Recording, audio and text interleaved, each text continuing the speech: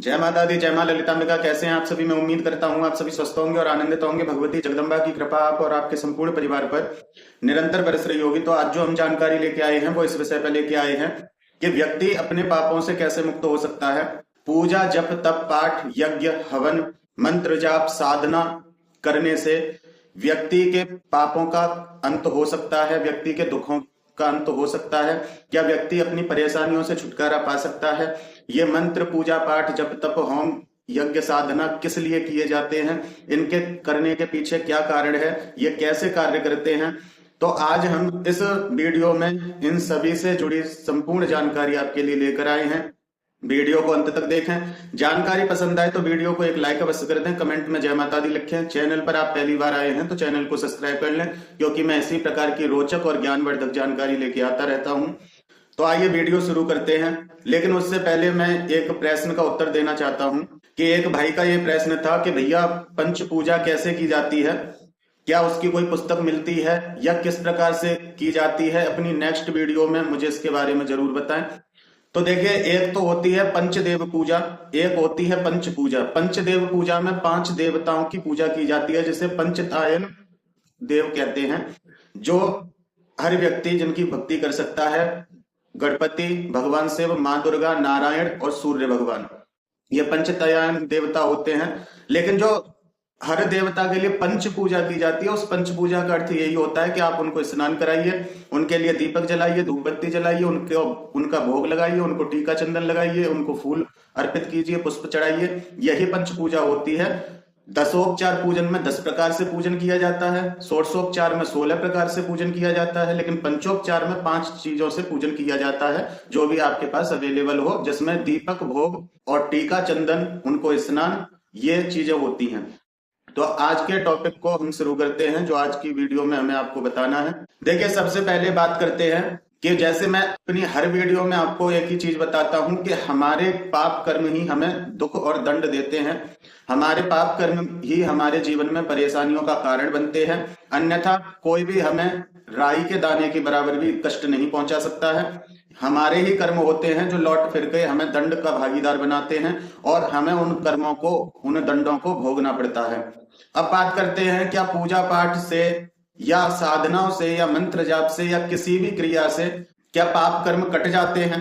तो जी बिल्कुल कटते हैं। लेकिन कैसे कटते हैं वो भी मैं आपको बताऊंगा। दूसरी बात, बहुत से लोग कहते हैं कि क्या पापों का नाश हो सकता है? तो देखिए, पापों का नाश नहीं हो सकता। पाप तो आपको भोगने पड़ते हैं। पाप कर्मों को काटा नहीं जा सकता। पाप कर्म केवल आप काट सकते हैं। और उनको कैसे काटा जा सकता है, और ये मंत्र जाप, पूजा, अनुष्ठान, व्रत क्यों रखे जाते हैं? तो देखिए, ये इन्हीं पाप कर्मों को काटने के लिए रखे जाते हैं। पाप कर्मों से छुटकारा पाने के लिए आपके पास तो ज्ञान होना चाहिए, या आप उन कर्मों को भोग लें। बिना भोगे वो निष्फल हो जाएं, ऐसा नहीं हो सकता। चाहे आप ये सोचें कि हम तो इतने बड़े मांत्रिक हैं या इतने बड़े तांत्रिक हैं या हम बहुत योग्य हैं, तो हमें उन भोगों को नहीं भोगना पड़ेगा, तो ऐसा नहीं है। वो निष्फल नहीं होंगे, वो आपको भोगना पड़ेगा, क्योंकि कर्म तो भगवान को भी भोगने पड़ते हैं। ये बीज है, यदि आपने बोया है तो आपको फल तो खाना पड़ेगा। कड़वा बोया है तो कड़वा खाना पड़ेगा, मीठा बोया है तो मीठा फल मिलेगा। तो इसको हम नकार नहीं सकते, अपने कर्मों को निष्क्रिय नहीं कर सकते, उनको भोगना पड़ेगा। अब ये मान लो, इन चीजों से पापों का नाश कैसे होता है? तो जैसे मैंने पहले ही बताया, या तो आप उन कर्मों को भोग लीजिए, और या फिर आपको ज्ञान होना चाहिए। यदि आपको ज्ञान है तो आपको पता है कि हमें किस समय पर कौन सा कष्ट मिल रहा है, ये हमने कौन सी गलती की होगी और उसका हमें समाधान कैसे करना है। या तो तब आप इन चीजों से निकल सकते हैं, या फिर ये साधना, यज्ञ, जप, पूजा पाठ, भक्ति, ये करके अपने पापों को काटा जाता है। जैसे मान लो आपने व्रत रखा, तो जो दुख आपको मिलने वाला है वो कष्ट आप व्रत रखते में सहन कर रहे हो। मान लो आपके कर्म में आपके लिए एक दिन भोजन नहीं मिलेगा, आपके ऐसे कर्म थे, लेकिन वो आपने व्रत रह के एक दिन भोजन छोड़ दिया, तो वो कर्म वहां पूर्ण हो जाता है। फिर वो स्थिति आपके आगे नहीं बनेगी। तो लोग व्रत रखते हैं, अपने शरीर को कष्ट देते हैं, उनके घर में सब प्रकार की चीजें हैं खाने के लिए, लेकिन फिर भी नहीं वो खा रहे हैं, वो व्रत रख रहे हैं। बहुत से लोग साधना कर रहे हैं, साधना करके नियमों का पालन कर रहे हैं, बेड है उनके घर में, लेकिन फिर भी जमीन पे बिस्तर लगा के सो रहे हैं, 4-4 घंटे जाप कर रहे हैं, अपने शरीर को कष्ट दे रहे हैं। तो इनसे उनके पापों का शमन होता है, उनके पापों का अंत होता है, जिसके कारण से जो दुख उनको जीवन में मिलने वाले हैं वो दुख उनको नहीं मिलते हैं। इससे उनके पापों का नाश हो जाता है, वो अपने कर्मों को भोग लेते हैं, जबकि वो कर्म हमें जाने किस रूप से प्राप्त होने वाले थे, लेकिन उन कर्मों को हम पहले अपनी ही स्वेच्छा से भोग लेते हैं, तो जिसके कारण से वो कर्म बंधन हमारे कट जाते हैं और वो दुख हमें नहीं देखना पड़ता। जैसे मान लो किसी के नसीब में एक दिन भोजन नहीं है, उसके कर्म ऐसे थे, यदि वो व्रत रखता है तो उसके सामने ऐसी स्थिति नहीं आएगी कभी। लेकिन यदि वो व्यक्ति व्रत नहीं रखता है तो उसके सामने ये स्थिति कभी ना कभी बनेगी कि उसके सामने थाली तो रखी है लेकिन वो खा नहीं पाएगा। कोई ऐसी खबर उसे सुनने मिल जाएगी कि उसको थाली सरका के भागना पड़ेगा, उसे भोजन नसीब नहीं होगा। तो उस कष्ट को हम व्रत रख के भोग लेते हैं। बहुत से लोग अपने शरीर को आराम देते हैं, तो क्या पता भविष्य में ऐसी स्थिति हमारे साथ बन जाए कि हमें एक पल आराम ना मिले, तो उसके लिए लोग साधनाएं करते हैं, अपने शरीर को कष्ट देते हैं। घर में एसी है लेकिन फिर भी पंखा नहीं चला सकते वो कि जोत ना बुझ जाए, अपने शरीर को कष्ट दे रहे हैं, परेशानी दे रहे हैं, पसीने में लबालब बैठे हैं लेकिन फैन नहीं चला सकते, एसी नहीं चला सकते। और व्यक्ति मूवी देख रहे हैं, और व्यक्ति कुछ और चीजें देख रहे हैं, फोन चला रहे हैं, लेकिन एक व्यक्ति सब चीजों का त्याग करके माला लेके जाप कर रहा है, तो वो अपने शरीर को खुद कष्ट दे रहा है। तो इस कारण से उसके जीवन में जो कष्ट आने वाले हैं वो कष्ट नहीं आते हैं। ऐसे करके इस प्रकार से अपने पाप कर्मों का नाश किया जाता है।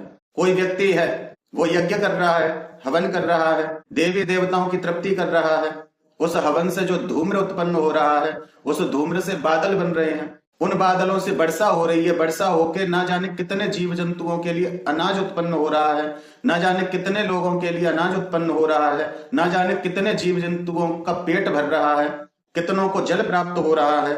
तो जब उनके ये पुण्य उस व्यक्ति को प्राप्त होते हैं जिसने यज्ञ किया है, हवन किया है, तो उससे देवता भी संतुष्ट होते हैं और उससे जीव जंतु सब संतुष्ट होते हैं, मनुष्य संतुष्ट होते हैं, जिसके कारण से उस व्यक्ति के पाप कर्मों का नाश होता है, क्योंकि उसने अपने शरीर को तपाया। गर्मियों के समय में वो अग्नि के सामने बैठ के तप रहा है, उसने अपने शरीर को तपाया, कष्ट दिया, और उस कष्ट का फल उसे फिर मिलता है। यदि उसके कर्म कटने में वो तप लगता है, यदि उसके कर्म कटने में वो यज्ञ लगता है, तो उसके जीवन में दुख नहीं आते।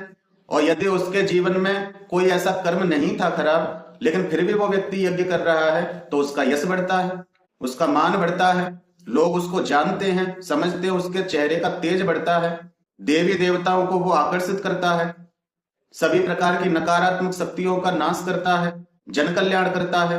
तो यदि हमारे कोई पाप कर्म बिगड़े हैं और हम भक्ति कर रहे हैं, साधना कर रहे हैं, पूजा पाठ कर रहे हैं, और हमें उसका अपने जीवन में फल देखने को नहीं मिल रहा है, तो इसका मतलब ये नहीं कि वो विफल हो रहे हैं। विफल नहीं हो रहे, वो आपके पाप कर्मों को काटने में लगे हैं।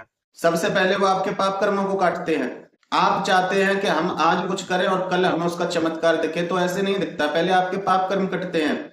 जब आपके पाप कर्म पूर्ण तरह से शांत हो जाते हैं, केवल आप दिव्य आत्मा के स्वरूप में होते हो और केवल आपके पुण्य उदय होते हैं, तो फिर आपको चमत्कार अपने आसपास दिखाई देने लगता है, आपको चमत्कार अपने जीवन में प्रत्यक्ष होने लगता है। लेकिन जब तक आपके पाप कर्मों को वो आपका मंत्र जाप, आपकी साधना या आपका यज्ञ हवन ये काट रहे हैं, तब तक नए कर्म आपके नहीं बनेंगे, नए पाप कर्म आपको नहीं प्राप्त होंगे और पुराने कर्म आपके कट जाएंगे, जिसके कारण से आपके जीवन में जो दुख परेशानी आने वाली है वो नहीं आएगी।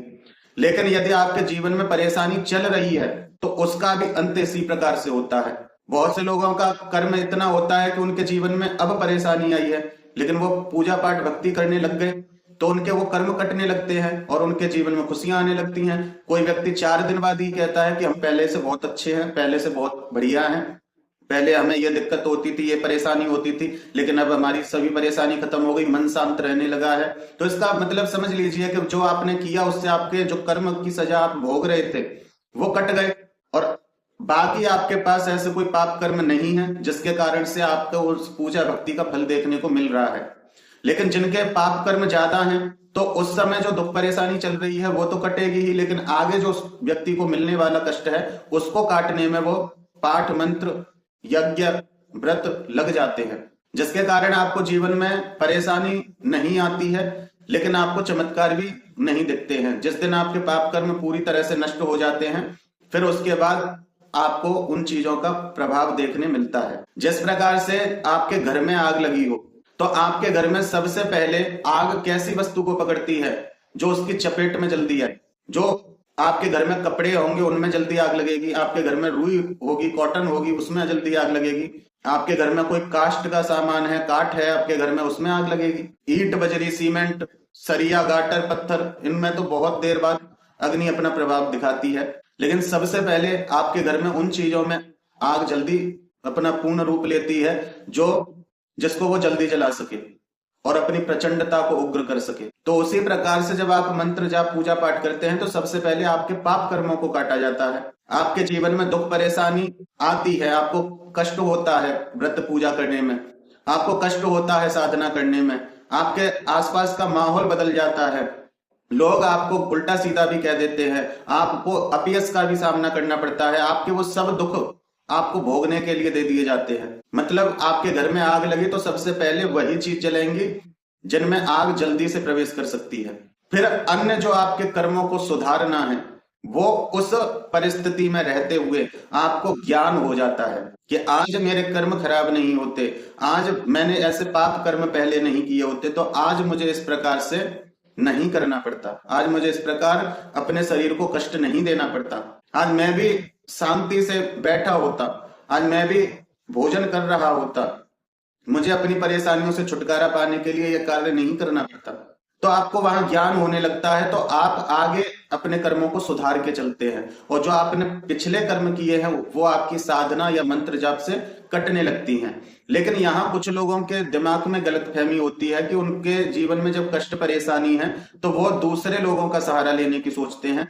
तो वो व्यक्ति आपके कर्मों का भागीदार नहीं था, तो वो आपके कर्मों को नहीं काटेगा, नहीं काट सकता है।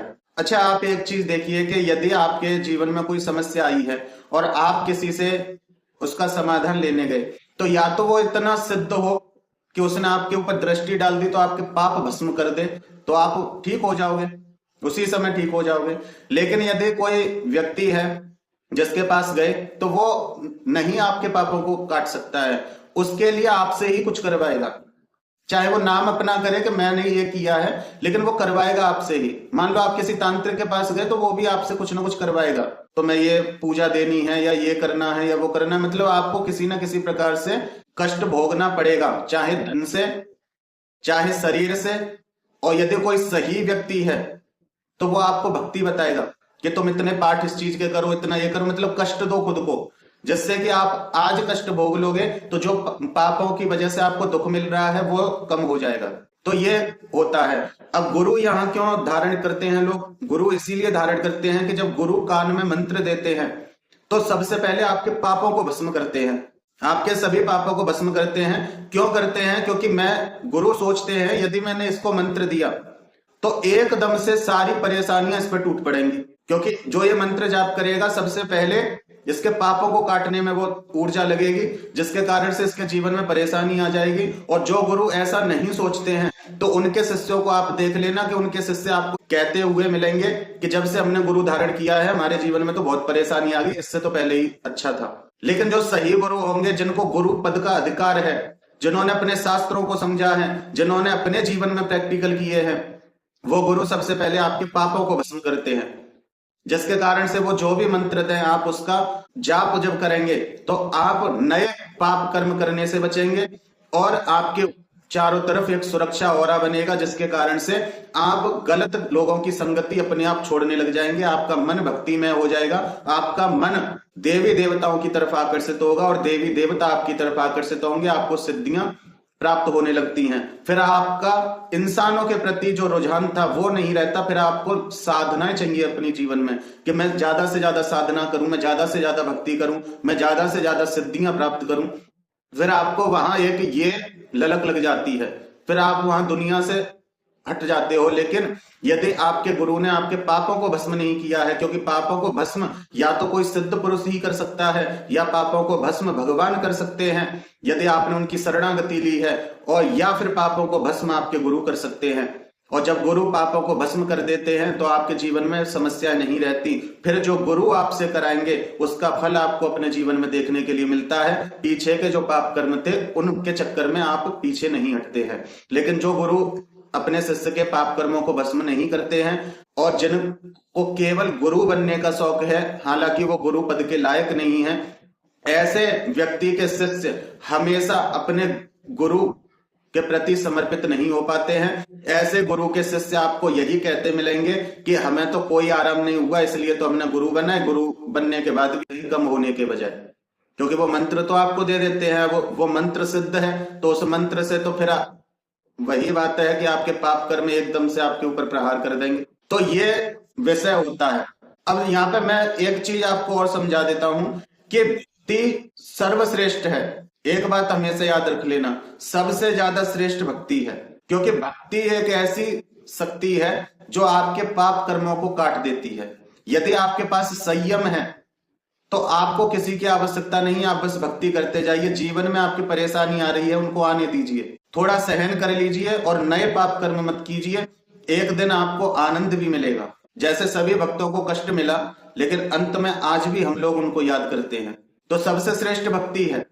और यदि आपके अंदर संयम नहीं है तो फिर कोई गुरु होने चाहिए जो सही गुरु हो, जो आपके पापों को भस्म कर दे और आपकी परेशानियों से आपको निकाल दें, तो ये आपके गुरु होने चाहिए। 4 प्रकार के भक्त होते हैं, आर्थी, यथार्थी, जिज्ञासु, ज्ञानी।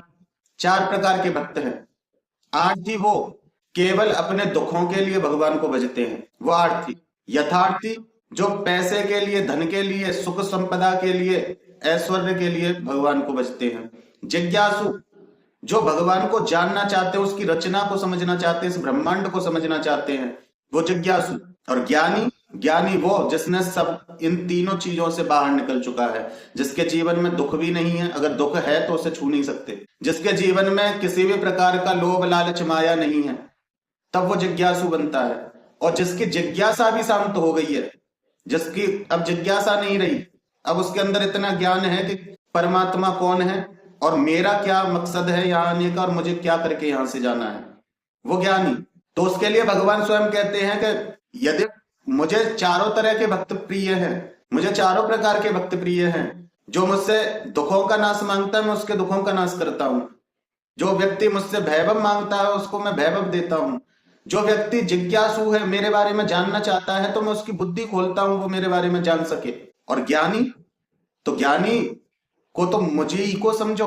यदि कोई ज्ञानी है तो वो समझो कि वो मैं ही हूं, क्योंकि उसमें और मुझ में फिर कोई अंतर नहीं होता। फिर वो सबको समझ जाता है, इस जीवन के चक्र को समझ जाता है, फिर उसमें और मुझ में कोई अंतर नहीं। तो मुझे चारों ही प्रकार के भक्त पसंद हैं। जो जिस भाव से भजता है मैं उसी भाव से उसको मिलता हूं, क्योंकि भगवान खुद कह रहे हैं, करहूं सदा तिनकी रखवाली, ज्यों बालक राखे मैं तारी। मैं अपने भक्तों की ऐसे रक्षा करता हूं, ऐसे उनके ऊपर कृपा करता हूं, जैसे माँ अपने बच्चे का पालन करती है, जैसे माँ अपने बच्चे की हर सुख सुविधा का ध्यान रखती है, उस प्रकार से मुझे अपने भक्त प्रिय हैं। लेकिन उदंडता की है, गलती की है, तो उदंडता पर उनको दंड भी देना अनिवार्य है, जिससे कि वो और निखर सके। सोने को तपाया जाता है, क्यों तपाया जाता है? क्या सुनार की दुश्मनी है सोने से? नहीं, उसको और निखारने के लिए। और जब वो निखर के चमकता है तो उसकी कीमत आप जानते ही हो। पीतल भी चमकता है, पीतल भी पीला होता है, लेकिन सोना भी पीला होता है, लेकिन दोनों की कीमत में बड़ा अंतर है। तो केवल दिखावटी भक्त बन जाने से कुछ नहीं होता, दिखावटी भक्त बनने से कुछ नहीं होता। तपना पड़ता है, खुद मेहनत करनी पड़ती है, तब उसका लाड़, उसका दुलार, उसकी कृपा प्राप्त होती है। 4 जगह कहते फिर हम भक्त हैं, हम इतनी पूजा करते हैं, हम इतनी मालाएं करते हैं, हम इतनी साधनाएं करते हैं। क्यों करते हो? उस व्यक्ति से यह पूछो, तुम करते क्यों हो, क्या उद्देश्य है तुम्हारा? पहले तो कहेगा कि कुछ नहीं, फिर लेकिन बाद में उससे अगर आप 2 मिनट बात करो, 2 मिनट में पता चल जाएगा कि इसकी क्या कामना है। अब व्यक्ति कहते हैं कि निष्काम भक्ति नहीं हो पाती है, तो इसलिए हम तो साकाम भक्ति करते हैं। तो देखिए, निष्काम भक्ति भी जब आप करते हैं तो आपको सब कुछ मिलता है, बस आपको उसमें उलझना नहीं होता है। और साकाम भी आप नहीं कर सकते, साकाम भी आप नहीं कर सकते। हिरण्याकश्यपु से ज्यादा चतुर नहीं हो आप। उसने बड़ा दिमाग लगा के वरदान मांगा था, लेकिन भगवान ने फिर भी ट्रिक निकाल ली उसके उस वरदान को विफल करने के लिए। तो सकाम भक्ति में आप कितना भी मांग लोगे, कुछ ना कुछ तो आपसे छूट ही जाएगा। इसलिए निस्वार्थ रहिए, भगवान के ऊपर छोड़ दीजिए, प्रभु तुझे जो अच्छा लगे मेरे लिए तू वो कर। समझने वाली बात है ये। राजा अपनी हैसियत के हिसाब से देगा, या कोई गरीब गुरबा आके खड़ा हो जाए, राजा कहे बोलो क्या मांगते हो, तो वो गरीब है बेचारा, उसकी सोच तो उतनी ही है कि मुझे बस 2 टाइम का भोजन मिल जाए, तो वो यही कहेगा कि बस इतना दे दो कि मेरा कुछ समय अच्छे से निकल जाए। राजा कह देगा भाई खजाने में से इसको थोड़ा सा दे दो, कितने दिन खा लोगे उसको।